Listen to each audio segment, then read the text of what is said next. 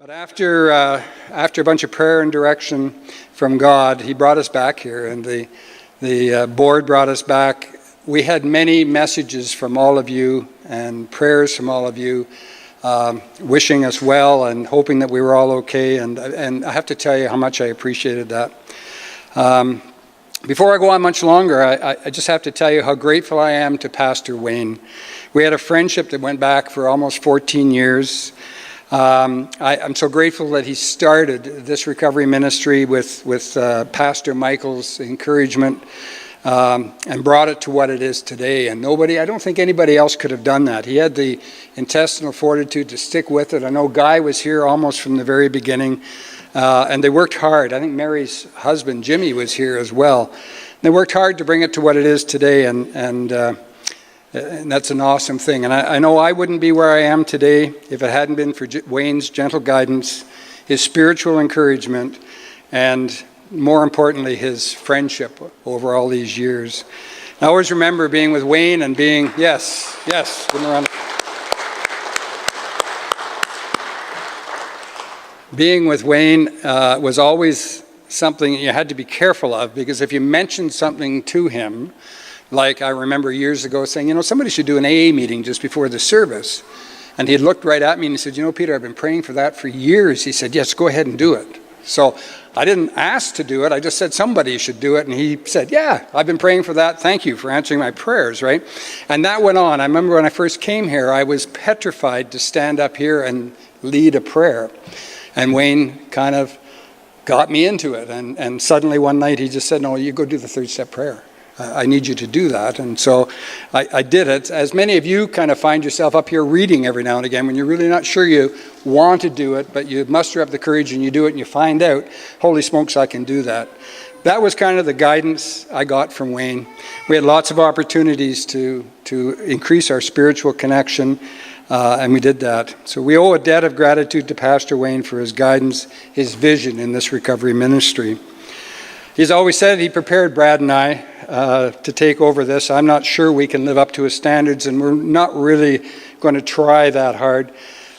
We certainly can't fill his shoes. I don't think anybody could, and we're not going to try. We will guarantee you that we're going to try to keep the spirit and the purpose of this gathering and this service going in the direction he would like and be proud of. As Sandra Childs has often said to me, we're going to adjust our sails and just move on, not in a different direction, but just keep moving forward with those adjusted sails. Change can be difficult for all of us, and especially those of us with the white hair and the bald head. Sometimes we get entrenched in the things that we think have to happen in a certain way, and we've got a couple of choices. We can accept that, or we can buck it. I just say that, didn't I? I wasn't going to, Brad said, don't say that word, they're going to misinterpret it. So I'm sorry, I did say it. We can resist it. We can resist it, or we can go along with it. We have to accept that change is inevitable and change is good. And change can be very good.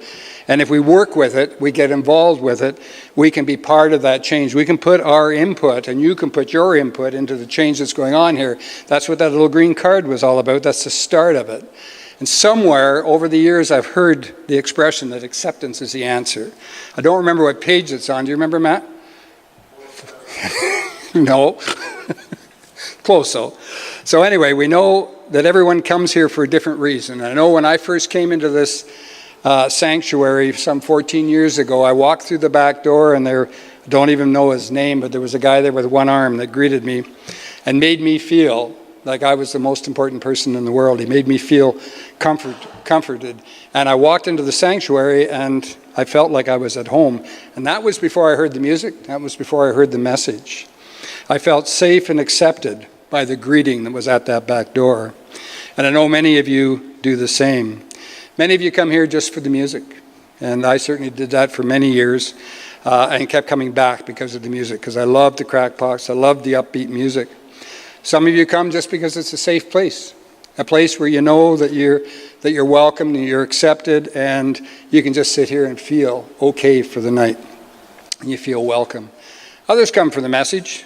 Some run from the message. I'm not sure what that's all about, but we have always reached out to those that don't feel welcome in mainstream churches. We've often talked about that. Those are the people that have been abused over the years with religion. We reach out to what we might call the unchurched folks, and we're so happy that many of you are here, or all of you are here. There's another reason, and I want to talk a little bit about that now. How many of you were here last week for Pastor Wayne's, I was going to say graduation, it wasn't graduation, his retirement. All right, so you'll remember a gentleman standing up here and talking about what happened to him when he came here. He didn't know Pastor Wayne. He'd never been to this service any time before this. He was passing through, going to a funeral, I believe it was, up in Fort McMurray or somewhere in the north. And for whatever reason, I'm sure God brought him here for a reason. And he stood before this group and said he felt so comfortable here. He was so accepted here that he actually took a look at his own drinking and thought, after listening to some of the stories, that maybe he had a problem. And he stood here. He didn't know Pastor Wayne. He didn't know David, Bill, Brad, Pete. He didn't know any of us. But he came in, and you people made him feel welcome. It was all of you that made him feel like he could reveal his deepest, darkest secret at that point in time in front of a congregation that he knew nothing about. Later that night, while we were in the gym having a bite to eat, a gentleman who's here tonight came up to me and introduced himself, and he said, we have a mutual friend, and that friend had suggested I come to the service tonight. And he said, I'm really feeling the acceptance and the love from the people in this service. He said, I had spent a bit of time in Spy Hill. I just got out. I went back to my church that I normally went to, and because of my past and because of my stay in Spy Hill, they asked me to leave, that I was not welcome in that church. And he said, I walked in this church and I was welcomed and I felt welcome. And he's here again tonight, and he is welcome here, as is everybody from any background, from any walk of life. People are all welcome here. I feel so bad for the people that have no place to go. We have no restrictions on anybody coming to this service. But I think the message I'm trying to get out here is that this is your service. You are the people that set the tone. You're the people that do the welcoming at the back door. You're the people that send the message of acceptance and love. God's unconditional love is what this service and this church is all about.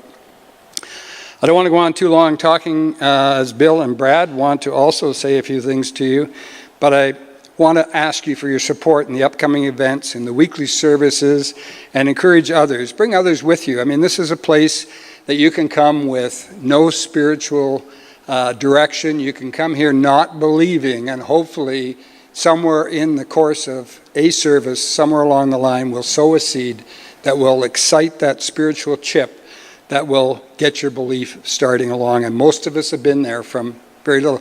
I also want to tell you that we've installed a lightning shield underneath that balcony up there, so anyone that's fearful can just sit under the balcony and we'll be okay, right? We try to fit it up for all kinds. So once again, thank you. Thank you for all your well wishes, all your kind messages. Thank you for being here tonight, and we look forward to the fun and the challenges ahead. And well, thank you. Evening once again, folks. I just build on what Peter was talking about with the long-standing mission here at this church, and it's such an honor, really, just to continue with what Wayne and Michael created 25 years ago. You know, this church has been here 112 years, and no, I don't remember 112 years ago, but I do know that this church on this corner has stood for recovery and downtown mission, and is a rock in downtown Calgary, and it's just a great joy to continue that tradition. One of the things that inspired me 40 odd years ago when I first came here was, and certainly with the evening service, it's in spades, is the fellowship and the support that we give one another. And that's not Brad and Pete and myself, it's everybody in the pews, and it just comes natural to us. And what better way to take steps in our recovery is through support and relationships. And so 3 things or 4 things I want to talk about tonight. our fellowship and relationships. Pete's already mentioned Parables in the Park. And this little program started 8 years ago, and as far as I know, it's the only church anywhere that goes for hikes in the mountains and talks about parables. You don't have to be a biblical scholar, you just need to have ambition and a lot of water, and come on the hikes. As Pete said, we're starting a few this year on Wednesdays because some of us are getting older and we're retired and we can do things on weekdays.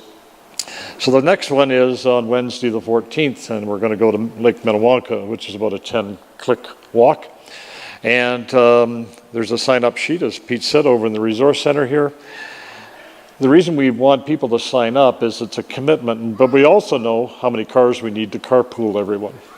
Without cars, it's kind of hard to go for those walks. We also do hikes in the city, but the one after the 14th will be on Saturday, the 24th, and we're going to go up to a place called Helen Lake, which is near Lake Louise.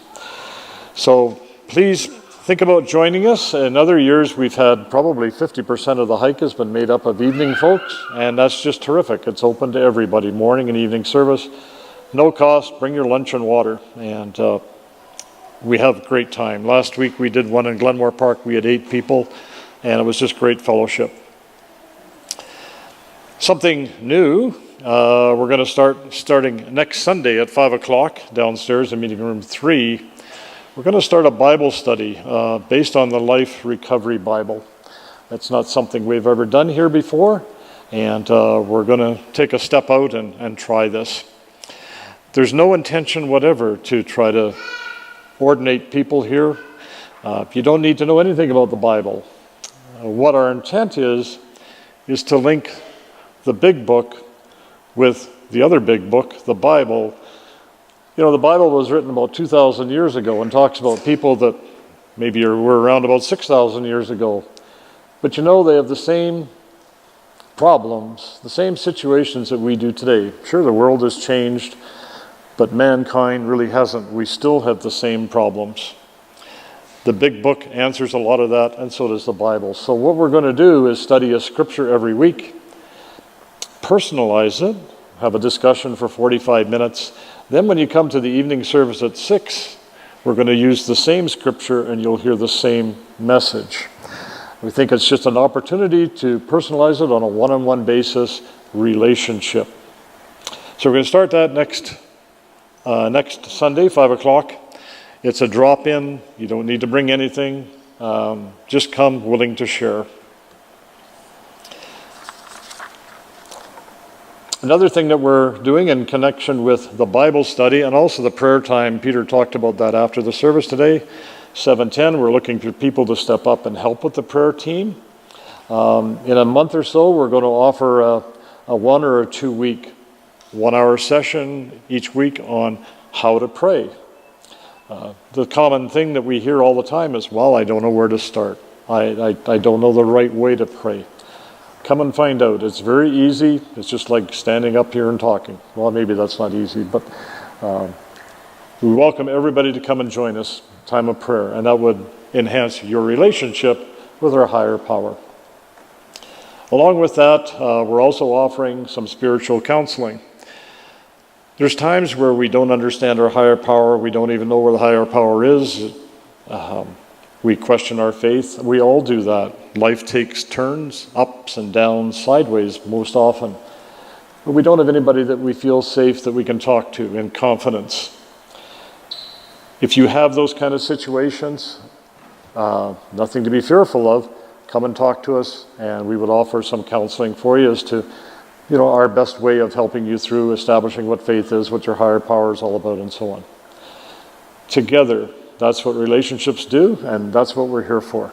So thank you very much. It's great to be here, and I think my dad, Brad, has got a few things to say. Brief. So I echo many of the words that both Pete and Bill have said tonight with regards to Wayne. I owe a good part of my recovery and where I'm at today to Wayne and this church. My first image of Wayne, sitting on a bar stool covered in tattoos, shattered my traditional image of the United Church. And it's one that I'll never forget.